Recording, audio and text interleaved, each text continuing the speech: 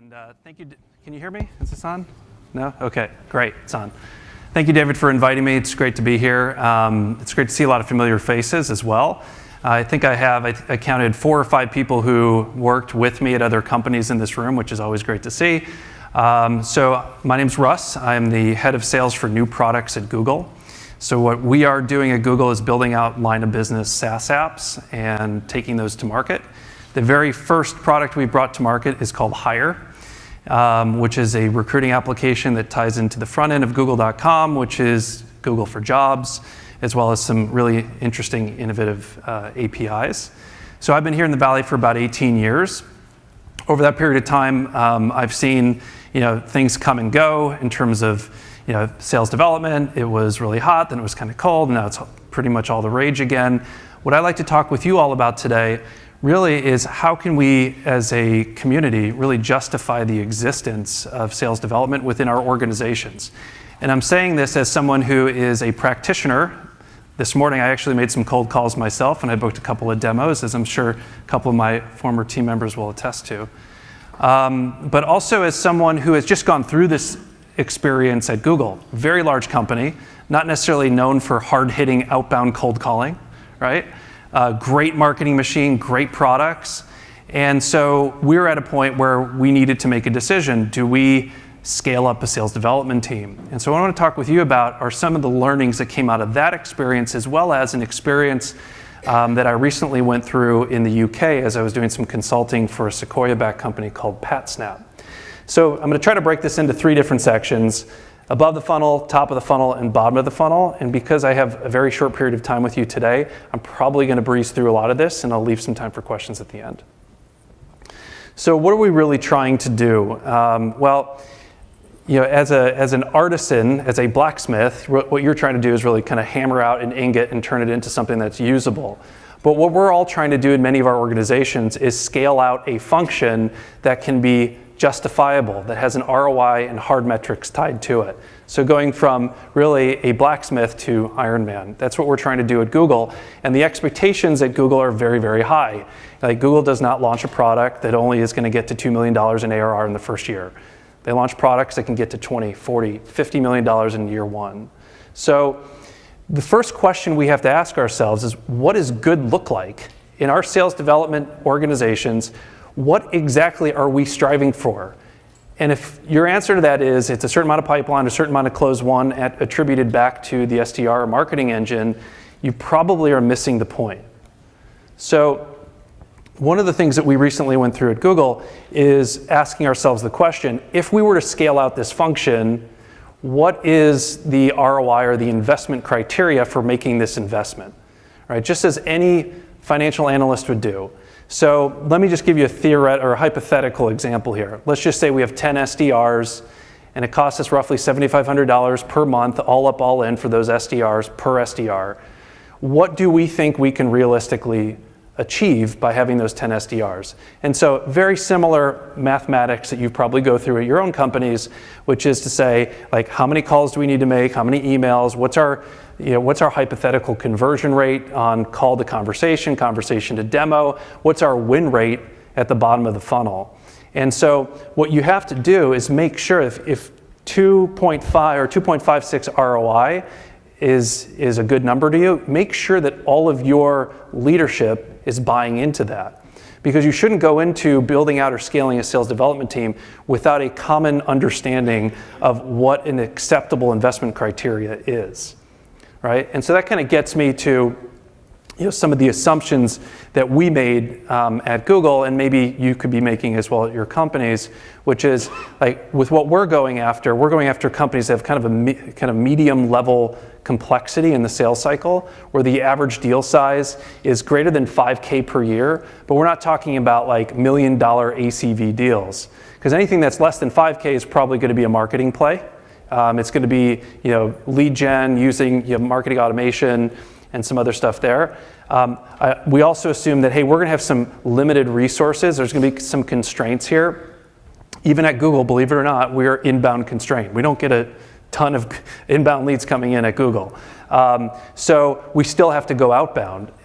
So these are some of the assumptions that went into this criteria of this evaluation. You guys have probably seen this before. I think this was made popular as the sales velocity formula. If you were to ask most VPs of sales, so I'm a VP of sales, I run all of sales, but if you ask most people like me, what do you care about most? They'll probably just say the number of opportunities. That is a huge red flag, right?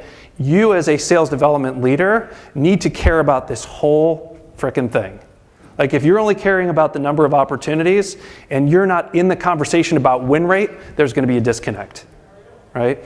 Because what happens in most organizations that I've seen over the years is that sales development sends stuff over the wall, sends demos and opportunities over the wall, and there's no accountability on the account executive or the sales manager leading that account executive as to what the win rates are. And as a result of that, you're setting yourselves up to be the scapegoat for maybe some other issues. Maybe it's a sales training issue with the account executives.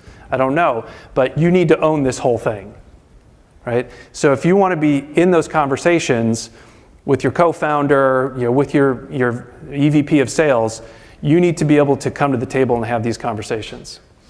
So filling the funnel, some of the things that we looked at, also some of the things that we put in place at a company in the UK called PatSnap that I recently did some work for, is we were looking at what are some of the leading indicators that would help us really target in on our outbound outreach. So some of the things we looked at Google is the number of job postings, the employee headcount growth.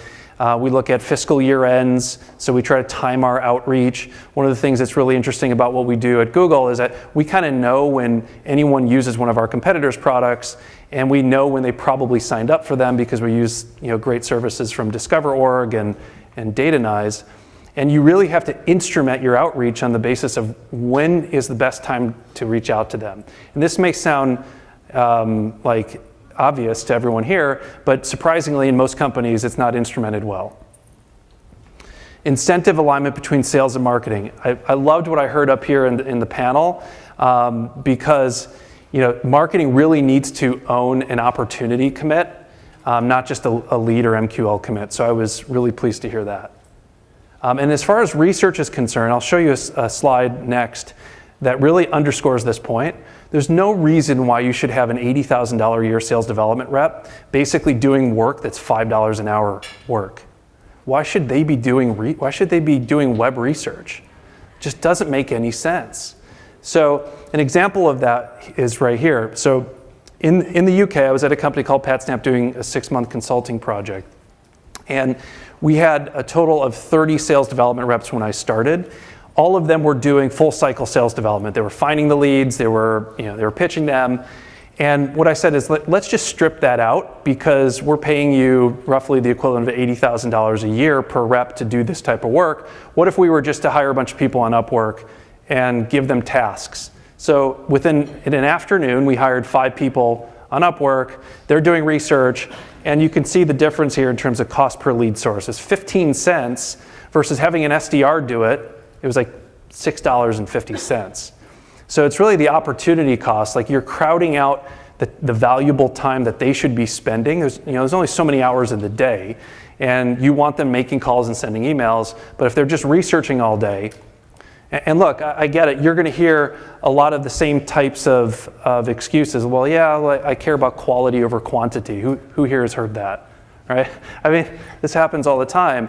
And I'm not saying you can't do quality. You can do both. This is what I teach my reps. You can absolutely do both. There's no reason why you should only think about this really heavily curated outbound outreach as being akin to quality. You can do quality and quantity.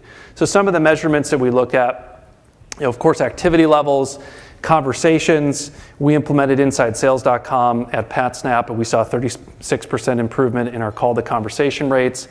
Booking demos, really going beyond the call recording itself. So we use Chorus.ai to really understand what's working, what's resonating. Show up rates improved as well because we started using foreshadowing within our call pitches. Like, hey, one of the things that you're going to hear about when we meet with you later this week is how our product does X, Y, and Z, and I think it's going to really help you do A, B, and C. And those techniques right there helped improve the show-up rates. So all of this is instrumented. Like we know at Google, like where all these bottlenecks are. Those of you who know me know I'm a huge proponent of theory of constraints, which is Eli Goldratt's book called The Goal. So if you haven't picked that up, definitely pick that up, because you'll identify where are those bottlenecks in your entire funnel. Okay, so let's move on. So having a cadence, there's a lot of discussion about like, well, what is the right touch point, movement here? So I found recently that a 3-1-2-1 approach works pretty well. So 3 calls, then an email, 2 more calls, then 1 email. What you tend to see in a lot of organizations is they start with an email, and like they want to warm them up.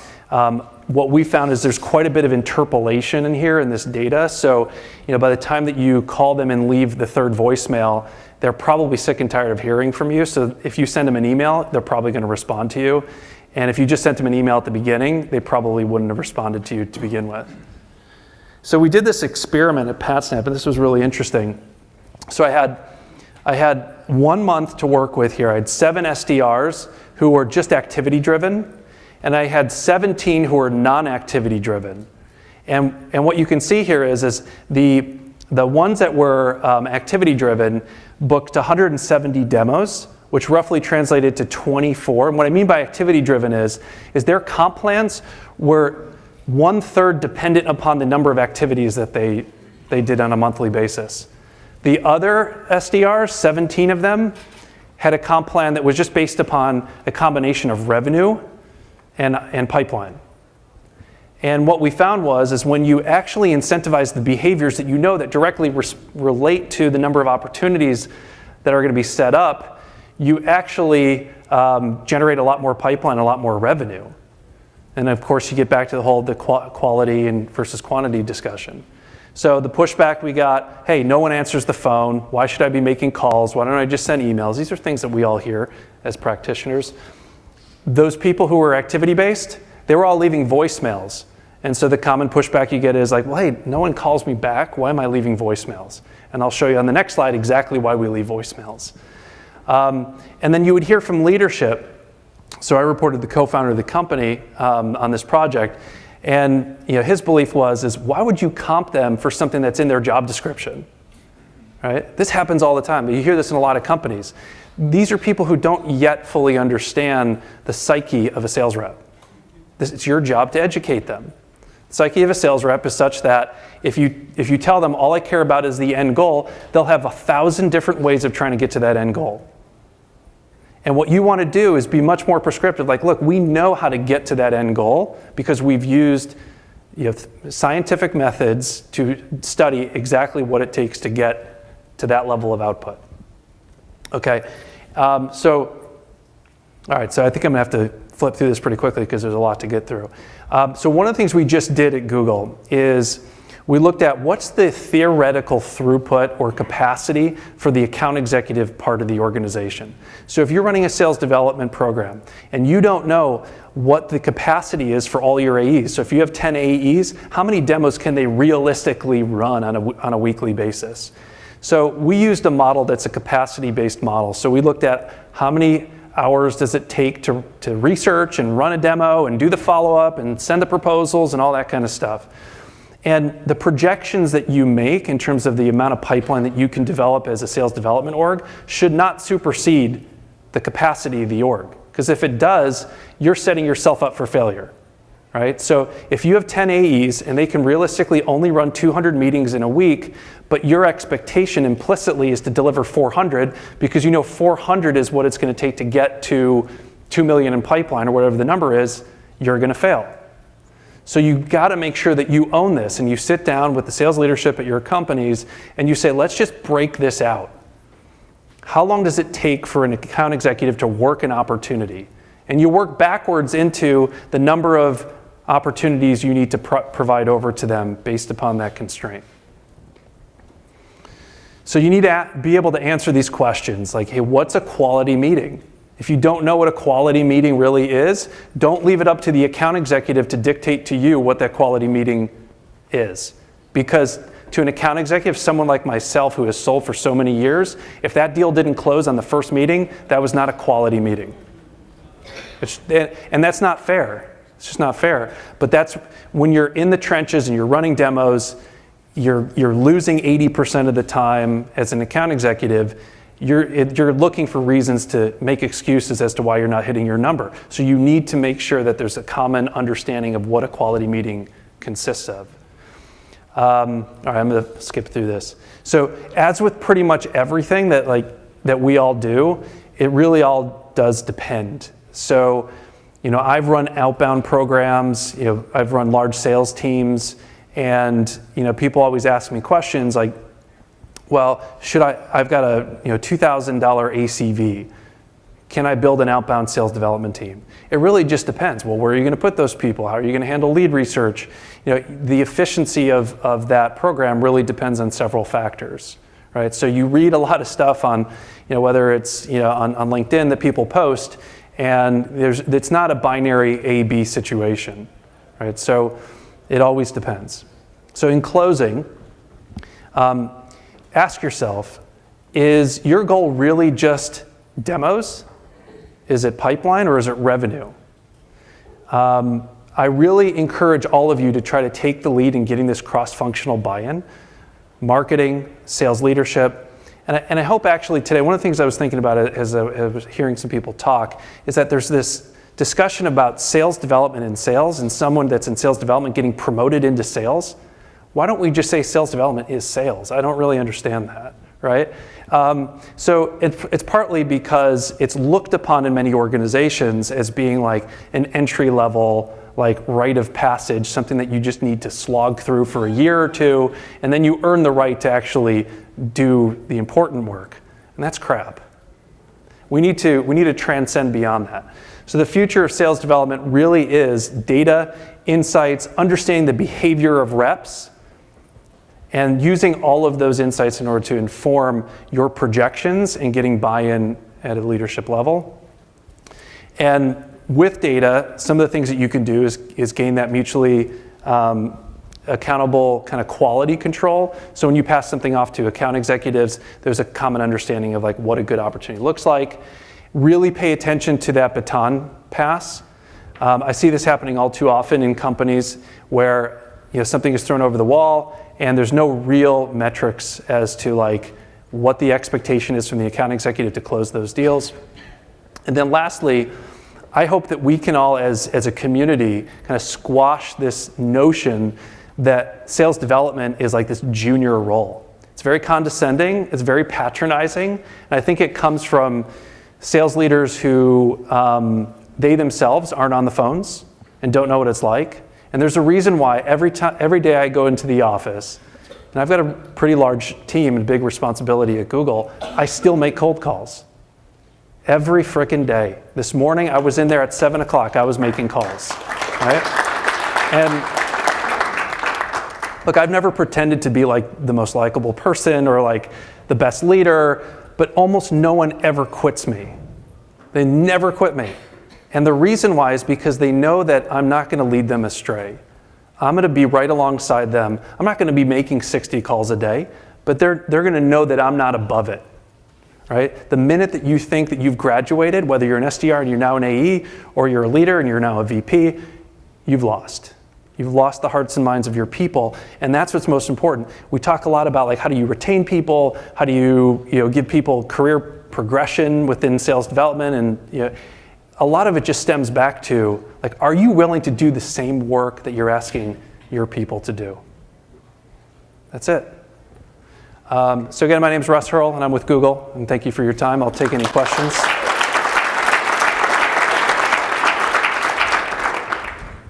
So how do you reconcile the paying an SDR opportunity creation and revenue when they're getting a meeting?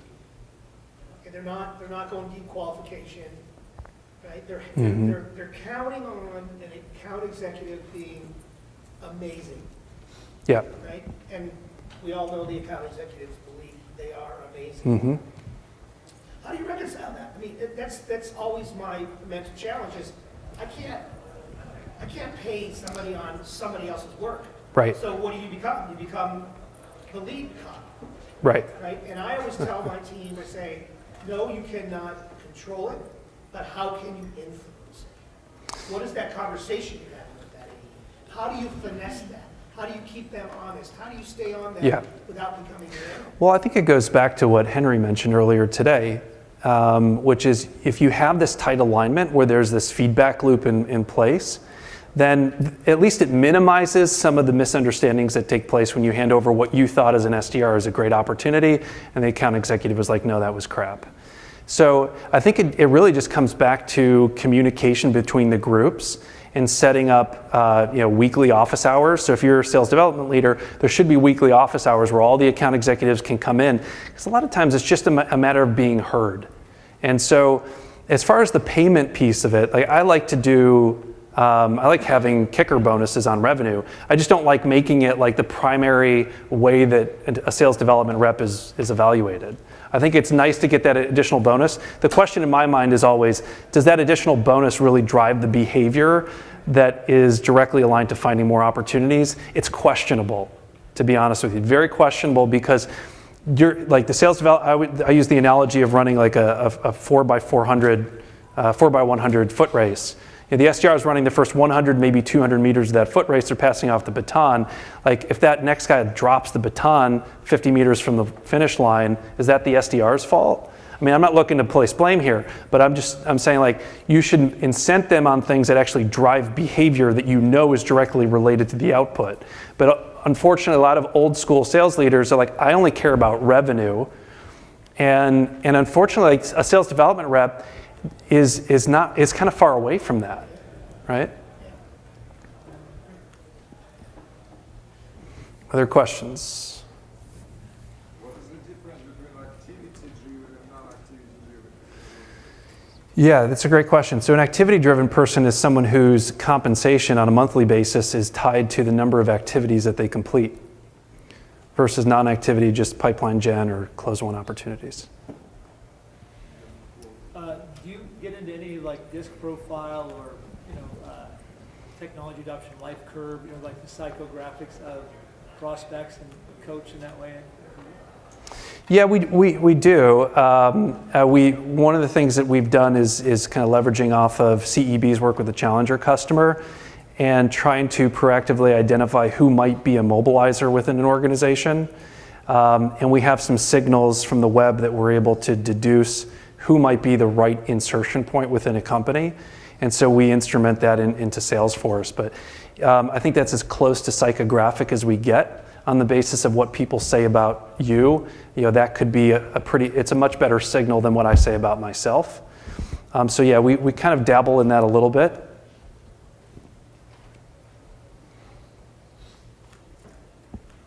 Okay, question back there, sorry. Fantastic question. I've kind of gone back and forth on this over the years. I know there's a school of thought that says that if you have them paired up, you will you'll see like this learning curve that's taking effect there. I'm not so sure. I think the disadvantage of the higher turnover that you get when you have two type A people pitted with each other is probably a net negative. And it might be better in some of your organizations to abstract away or have a separation between sales development and account executives. Just depends on the size of the deal. Like if it's 100K ACV, you probably want to have them as a pod. But it's funny because here in the Valley, I've seen the transition from like a pod-based structure, which was popularized by Oracle and those types of companies, to a more different model. And now we're kind of back at a pod model, and you just see this kind of coming and going. But what you see with this pod model where people are paired up is a disillusioned sales development rep, because not always, but sometimes they'll have an account executive who is pretty overbearing. And that account executive probably needs to read Dale Carnegie's book about influence without authority, because that's probably what they need to learn how to do as an account executive.